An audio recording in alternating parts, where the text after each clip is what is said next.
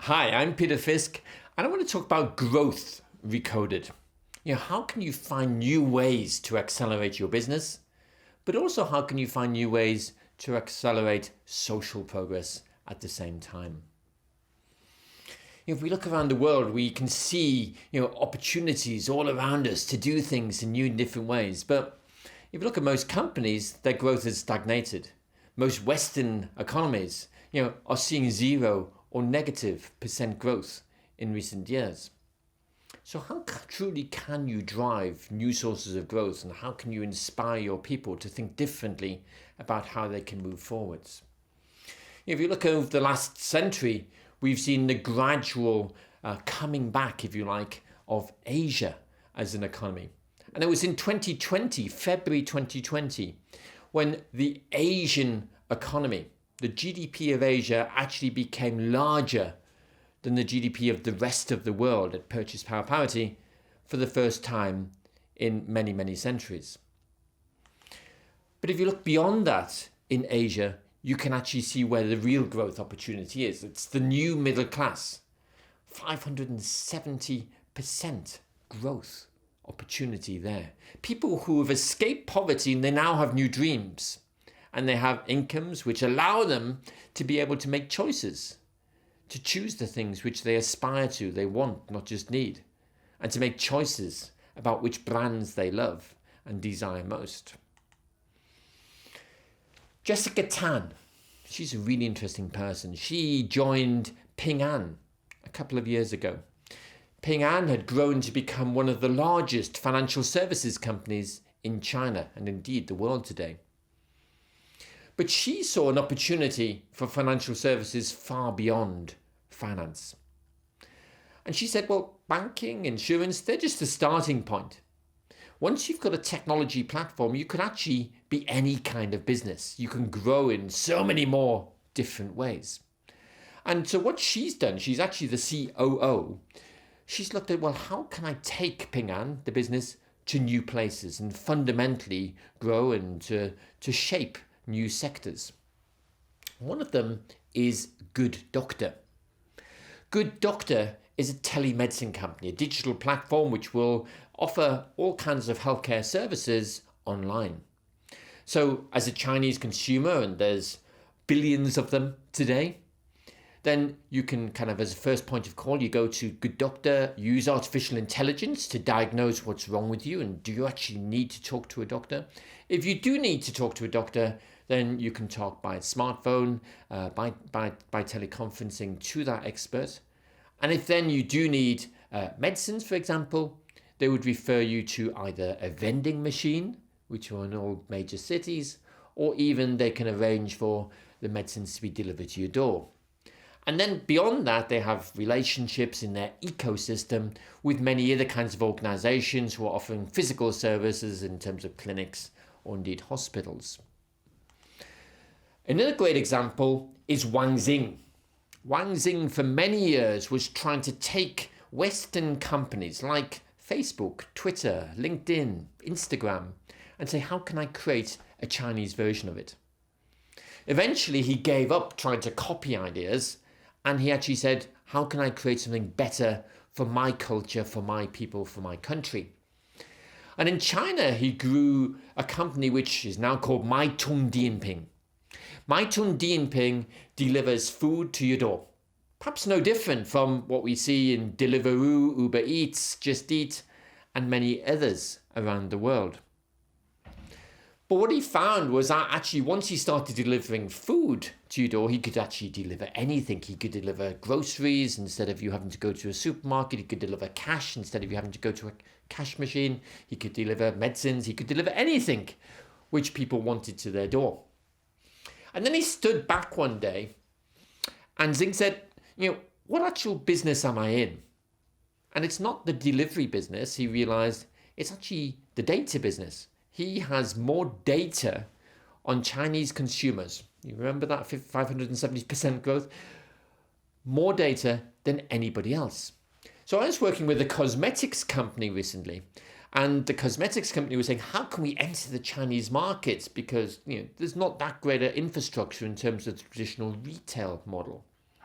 So instead, they linked up directly with Meituan-Dianping, and by doing so, they could use this huge database which they built up to actually target people's when they wanted things, where they are, who they are, and what kinds of particular products and services might be most relevant to them.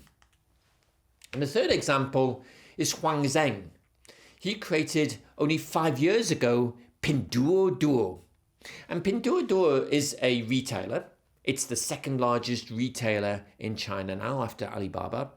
But it's actually the fastest growing technology company in the world. And what it does is really kind of to use all different components of kind of online retail plus entertainment. It calls itself a kind of retail wholesaler together with a Disneyland at the same time. So by engaging people, particularly by using WeChat, then using social media to engage people in products and services which are available on its platform.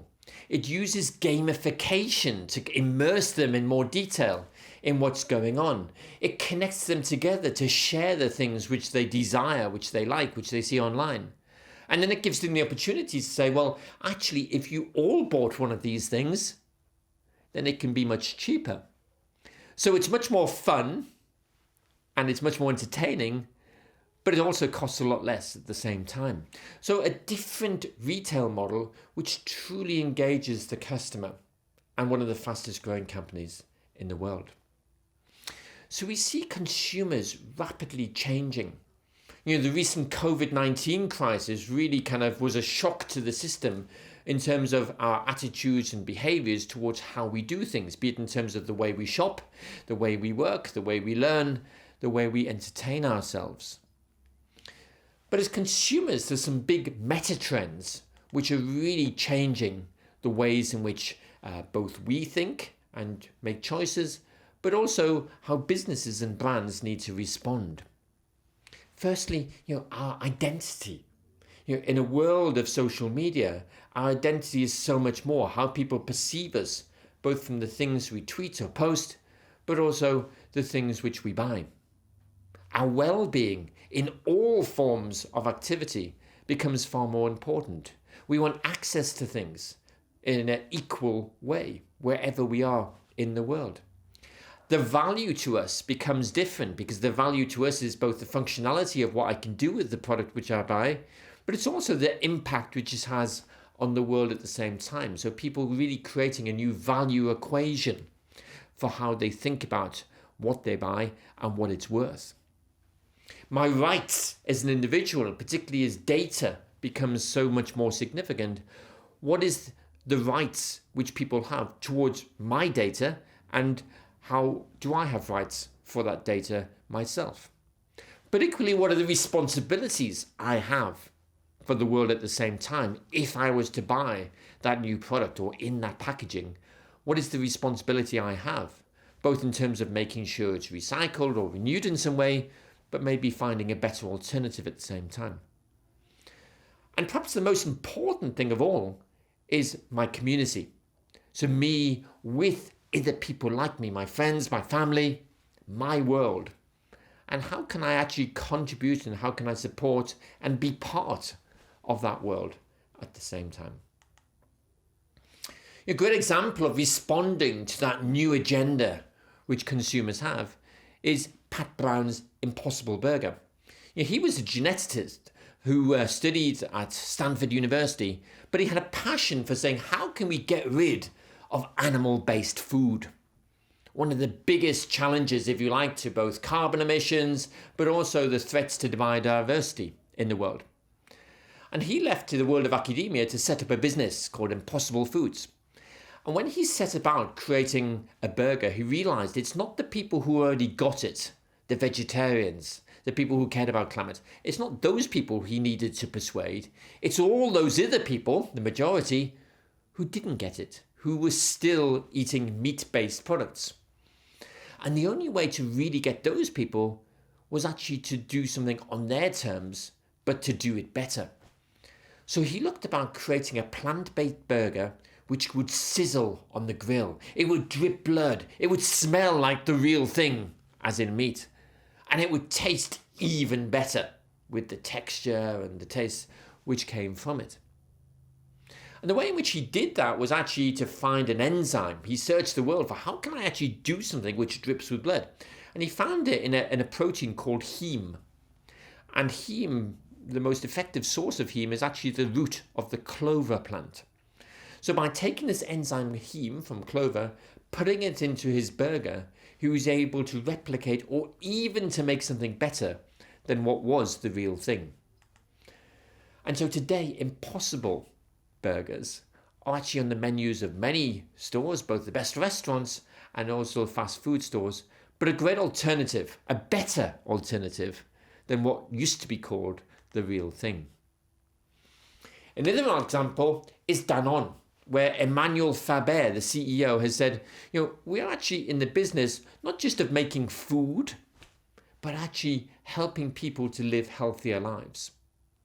So he essentially reframed his company as a health company, not just a food company. And once you reframe it in a different way, you have new growth opportunities because he's a health company. He can do anything, in a sense, which could help people to live healthier lives. And that might be different types of services as well as the more traditional products. So through every one of his product plans, he then said, well, what is the insight which helps to lead towards a healthier life? And if there isn't one, we won't make that product anymore. But if there is one, let's focus on that, let's enhance that, and let's build the services or the products which can actually support that in terms of achieving our particular goal. So today he has a strategy, it's called One Planet and One Health, and he also has a brand model for these manifesto brands, which are about saying how can we achieve success as a business, but also how can we succeed for the world and for people, humanity, at the same time. So there are 12 sources of business growth which you can look at, and you can see all the different types of growth here. And that might be just in terms of finding new audiences, or it might be about developing new products, it's kind of obvious, but also about finding new partners which can kind of take you to new places which you'd never imagined going before. They might be partners in other sectors, so essentially you're cross-selling. It might be about developing new services, for example. So maybe it's about even giving the product away free and then offering the service in a different way, maybe as a subscription as opposed to a transaction, and then the customer's much more locked in. A bit like Nespresso, for example. The coffee machines is essentially free. It's always discounted, but it's the pods. It's the coffee pods which people pay for, and they typically pay for by subscription. Or think about new channels like Bolthouse Farms, which create vegetables. They wanted to reach kids, a new audience, and they said, well, how can we reach kids with vegetables? And so what they did was they created vending machines in schools, where instead of chocolate bars, which they could get from the vending machines, they could get tasty carrot sticks, and you could have fantastic kind of dips to put those carrots in at the same time. So all sorts of ways in which you can grow your business today. But the real kind of power for growth in the world today is networks. Networks, we see all around us. We see social networks, we see distribution networks, we see supply networks, we see ecosystems of partners as networks. The real important thing about networks is that the way in which they connect multiplies the impact of what's possible. You've probably heard of Moore's Law, the way in which computing power can accelerate over time. But Metcalfe's Law, which is named after Robert Metcalfe, the founder of 3Com, Metcalfe's Law is much more important. It says that the value of a network is proportional to the square of the nodes. Think about that. That means that every time you add one extra person to a network, you get a multiplying effect in the number of relationships that extra person brings. And so every time you get another person, it continues to multiply. That's why we see the exponential impact of many network-based organizations to be able to grow incredibly fast. Be they platform organizations where they bring huge numbers of suppliers and customers together, or be they in terms of the connectivity between customers themselves. One way to think about it is like a lily pond. You might have seen a lily pond in a park near your home, for example. And if you think about lily ponds and the lilies which are growing there, typically a lily multiplies, it doubles in terms of its coverage of the pond every day. So if I was to say to you it takes 30 days to cover the entire pond, and then I was to ask you the question, on the 29th day, how covered would the pond be? You think about it for a bit, but the answer is actually half. It's only half covered on the 29th before the 30th day. And on the 28th day, it's only quarter covered. So the multiplying effect is incredibly rapid when it kicks off. And you can see that in your business. If you start connecting your customers together, for example, connecting your assets or your technologies together in new ways, connecting your partners together. So think about how can networks really drive growth. And all of those new technologies we have, from 3D printing to blockchain to big data and all sorts of other intelligent technologies, they're all about really driving network effects and then applying them to healthcare. So how can patients help patients, for example, to education? The biggest trend in education is kids learning from each other. It's far more fun and it's far more successful when a kid teaches another kid. You learn more by teaching rather than just listening. And so this peer-to-peer or this consumer-to-consumer way of working can have tremendous impact. Emily Weiss found that. She created Glossier, the fastest growing beauty company. She created initially just a blog, a free blog into the Gloss, where people would put their beauty tips and they would share what's in their bathroom cabinets. People who had a passion for beauty. And then actually she said, why don't we create a business out of this? And so she effectively branded this community of passionate people. And today, all of Glossier's products are co-created by those consumers. All of its marketing is co-marketed by those consumers. And so there's a huge kind of desire to do more together and to do what they love, to share their passion for beauty. So the power, if you like, of C2C, consumer-to-consumer businesses is incredible. Alibaba calls itself a C2C business. It started as a B2B, then it became a B2C. Now it's a C2C business. So how could you connect the passions of your consumers? How could you actually enable them to help each other, to enjoy what they do? And facilitate that process, maybe provide products and services which you make money from to help that process, but you are actually just contributing ultimately towards their passion and what they want to achieve. Mikkel Bjergso, he's another guy, he's a school teacher from Denmark who has a passion for beer. He went around the world, he discovered lots of microbreweries making fantastic, quirky beers. And he said, well, I can never get these great, amazing things in other places. So he created a network of the world's craft beer producers. He called it Mikkeller. And actually what they can do is they can share their craft beers from bar to bar. The bars themselves are called Mikkeller bars. And the community of people who love the craft beer in all these locations, 50 countries around the world, actually are part of now this Mikkeller community, sharing a passion for great beers. So the real challenge for growth is to jump out there and to think about, how do you see the future emerging? How do you see these new trends, and what is it which you'd like your business to be, you love your business to be over the next 5 years? And then work backwards. So instead of moving forwards, work backwards. Start off with your 5-year vision. What would you love your business to be doing? And then say, well, if I'm going to do that in 5 years, what will it be like in 3 years? And then what will it be like in 1 year?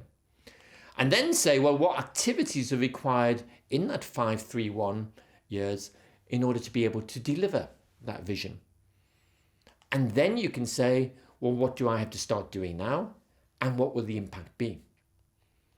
So on one page, you get a roadmap for future growth.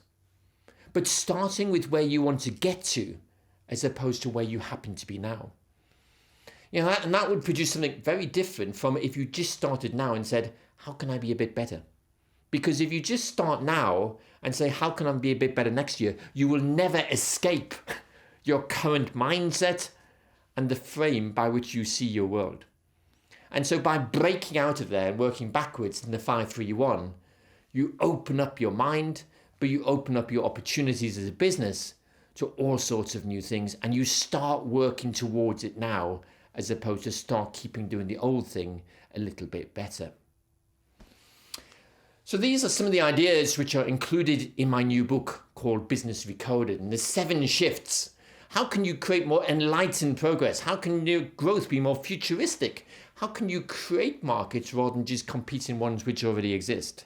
How then can you use human ingenuity, not just technology, in order to innovate? How can you work with partners in new ways to reach further and faster in ecosystems which work faster together? How can you sustain transformation, sustained in terms of constantly transforming, but also good for the world, sustainably at the same time? And how can you, as a leader, how can you not just be ordinary in this time of incredible change, but how can you be extraordinary? So leaders are the growth drivers. We're here to create better futures, to look forwards, not just to act on today, and to think about where are we taking our organization next. And in the book, we look at 49 codes, which are deconstructions of all the best ideas within business right now. An opportunity for you to reconstruct them in a way which is right for your business and apply to the challenges and opportunities which you have.